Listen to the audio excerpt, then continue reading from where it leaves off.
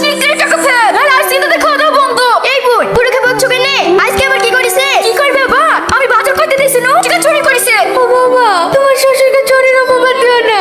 ওই লোকটা জীবনে কারো 1 টাকা চুরি করেনি। এই, যে ব্যাংক করে কাচ্চি কেন রে? আজ আবার কি হইছে? তোমার আব্বা বাজার করতে গিয়ে তোমার ভাবি টাকা চুরি করেছে, তাই পুলিশে বলি ব্যাংক করে খাচ্ছে। আব্বা, তোমার খাওয়ার পর কোনো অসুবিধা হয় না? টাকা চুরি করো কেন?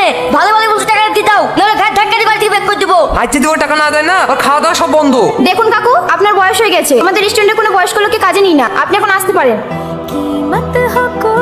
কি ব্যাপার, আপনি কান্না করছেন কেন? আমাকে 10 টাকা দাও না। আপনি এইভাবে রাস্তায় রাস্তায় ভিক্ষি করে বেড়াইছেন, আপনার কোনো ছেলে মেয়ে নাই।